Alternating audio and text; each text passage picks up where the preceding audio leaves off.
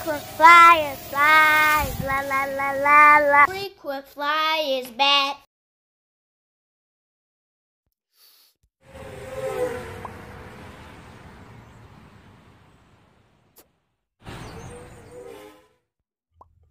What's up? You checking out the Frequent Flyer, and I'd like to welcome you guys back to the channel. Please consider smashing the like button. That really helps with the YouTube algorithm and helping others to discover the videos that I upload. And if you're new to the channel, I'd like to say welcome to you guys also. My videos are usually about RCs, all RC related. I run cars, fly drones mostly, and occasionally other things that are RC. And this is the HydraQuad. So I found this in Walmart. It looked pretty interesting, so I picked it up. And we're going to check this guy out today and see if it's any good. I already have my opinions about this thing, and I'm about to share them now. So this HydraQuad is an amphibious drone. And so this guy is fully submergible underwater, as the name indicates. And it does little barrel roll like flips in the water and all, and it can even come out of the water.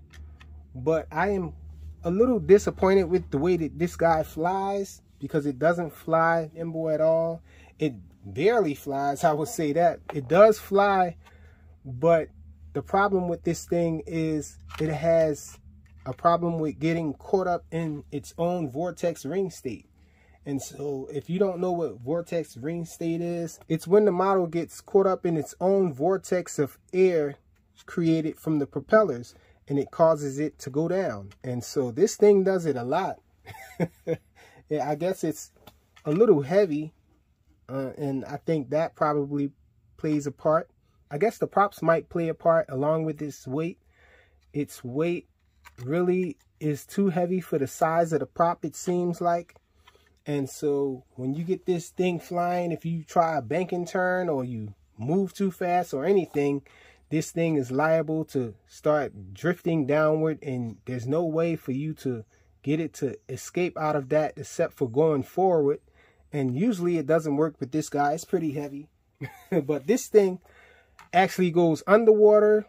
It actually flies in the air, and it can also drift around on a smooth surface. So 3-in-1 here, 3 things that you can do. It actually looks pretty cool if you ask me. I think it looks pretty cool. Kind of looks like a Cobra hood. Reminds me of a Cobra hood in the back, the way that it's shaped and all. Or maybe a manta ray or whatnot. Check that out. It looks awesome, but it just doesn't fly well. And it drifts okay. But I think the best feature about this is that it goes underwater, because it seems pretty nice underwater. It fully submerges underwater. When I tested this thing in water, I was expecting it to just float on the top of the water and all. But this thing actually goes under the water, and you're driving it around, flying it around, or swimming it around, I guess, for lack of a better term. You're swimming this thing around in the water, underneath the water. And when you hit throttle, it actually comes to the surface. So this guy does go underwater if you stop with the throttle. I guess it's a bit of a gimmick.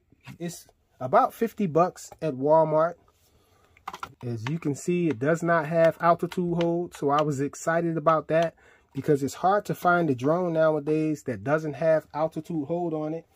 And so it does have this switch in the middle where you can switch the modes. This is the water mode here. The middle is the land mode. And here, all the way to the right, is the air mode. And it does have a turbo button. Pressing this button actually speeds it up, but it doesn't really help with the vortex ring state. It doesn't get you out of it when it's going down. And the right shoulder button is the stunt button. So this guy actually does flips in the air. It does 360 turns on the floor, on a smooth surface, when you press that button and give it throttle. And when you're in water and you press that button, it does sort of like a barrel roll in the water. So it goes underwater and does a barrel roll and then comes back up. And so that's pretty awesome. I really like the way that it seemed to go underwater and all. And it seems pretty functional in the water. on the floor, it was so-so. It kind of have some grippiness going on underneath that stopped it from moving once you let off the throttle. So this thing will be still. It's kind of grippy underneath, and so it only moves when you're hitting throttle, and it doesn't really drift much unless you keep the throttle going a little. And so I thought it was pretty okay on the land, and in the air I think it was the worst of all because of that vortex ring state issue. It just keeps going down when you're flying. You have to fly this thing really slow, and even then, when you're being very careful with it, it sometimes still gets caught up in the vortex ring state. And so it does yaw and all. You can yaw pretty slow and all and try to fly it around that way, but it's not really much fun for me. I like to fly sporty, and this guy just didn't cut it. It does come with everything we see here. The box is a little large for me to put on the table here and show you guys, so I will show you a screenshot of it now. And it comes with an extra set of props. The props are pretty large for micro standards. I don't know if it will work well on like a micro. Actually, let me test that out now so I can let you guys know here in the video if it'll fit one of these little drones here. Nope, it's too loose.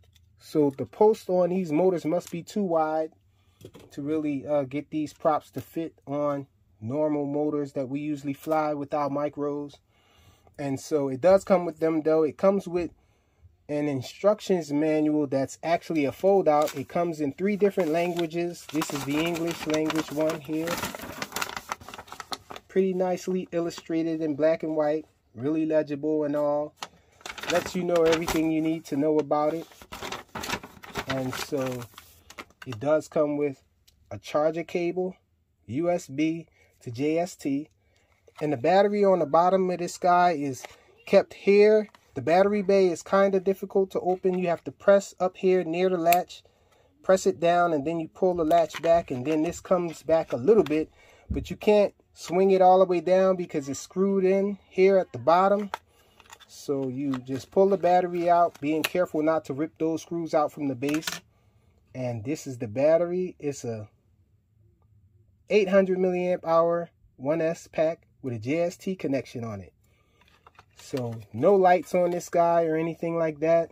Actually, let's plug it up to make sure. I don't remember seeing any lights on it though. Nope, no lights. Just that little red indicator there that you plugged it in. And so the transmitter takes 3 AA batteries. I believe it's AA.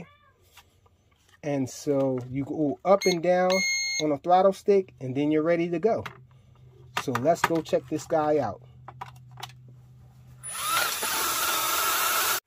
I'm really glad I did that. That was a mistake, turning the transmitter off first, because I almost forgot to let you guys know that this guy is a serious flyaway issue outdoors.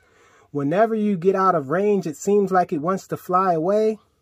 And if you turn off the transmitter before you unplug it, this thing will go flying off and it won't stop.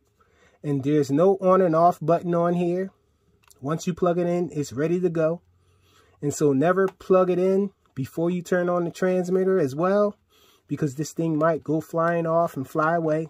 It's a serious flyaway issue. Let's go check it out. All right, y'all, so I got me a little section over here to try to film this HydraQuad, show you guys how it flies indoors and all. We're gonna scoot it around on the floor a little bit, fly it in the air, and then I guess we're gonna try to find somewhere to throw this guy in the water, see what it do. We're definitely not gonna put this guy in the turtle tank. So let's fire this guy up. Let me stop running my yap so we can test it out. And so we're gonna fire up the transmitter up and down on the left stick. And so let's see what it does. First, we're gonna start out in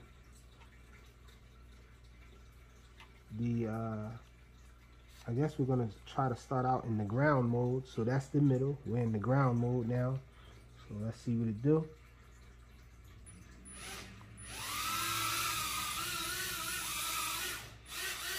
There it goes.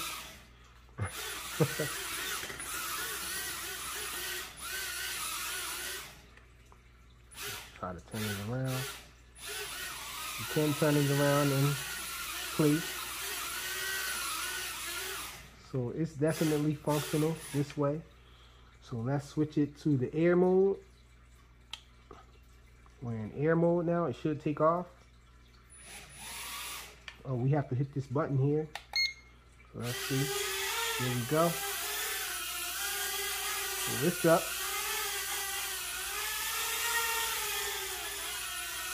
Check it out. And so that's the vortex ring state that I was talking about. Sometimes it just gets caught up in that. If you try to yaw too fast or apply a bank turn too hard, it does that. So if you just fly slow with it, it doesn't get caught up in its own wind. So let's try a flip with it. Forward flip.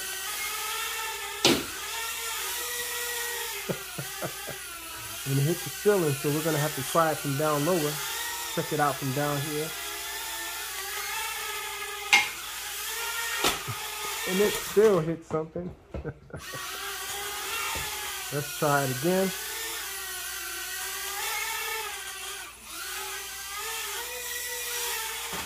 Uh-oh. I'm getting caught up. Try it again. There we go. And it went down. And so this guy flies a little clumsy.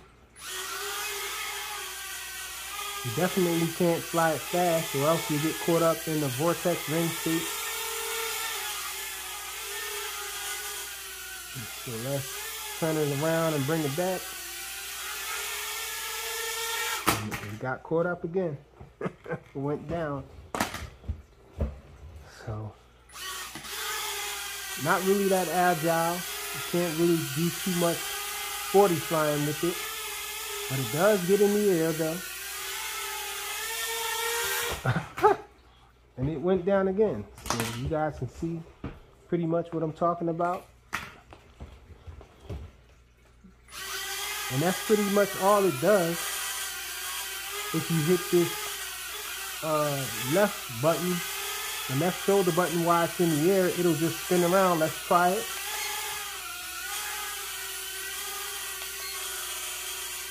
Didn't do anything this time. Let's try maybe because I was giving it some input.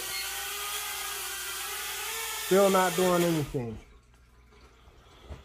So I guess it doesn't want to show you guys that right now. Let's see. It might not even be an actual function. It might have just been doing that the one time I was trying it.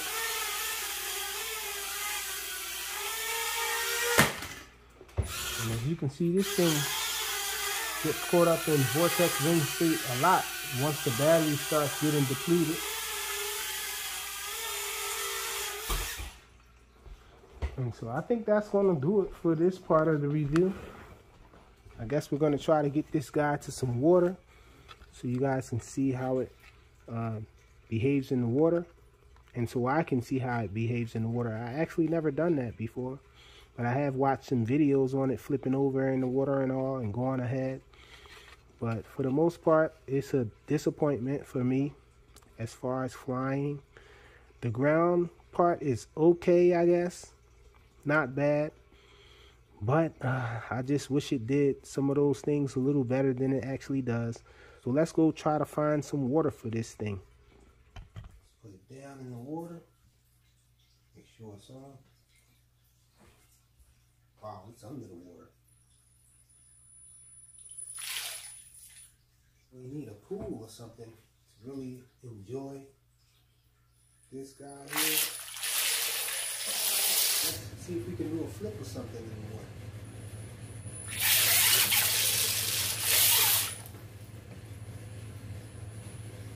It's trying to flip, and I'm guessing if it had enough, if it had enough space, it would flip totally. Let's see if we can get it to flip all the way. So this thing goes underwater to flip. Let's try it again.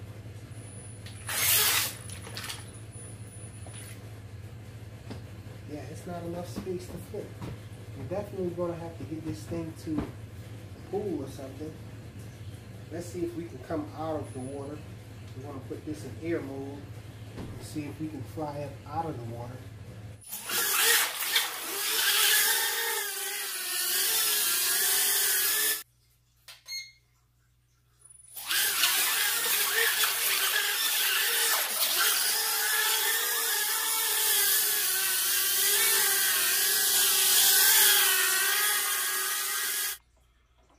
So that's all we're going to do with it now. I'm limited in space. I know you can't really see its full potential in water. So I'll give it the benefit of the doubt that this thing is awesome in water, but it's not too good in the air, and it's just okay on the ground. Thanks for watching.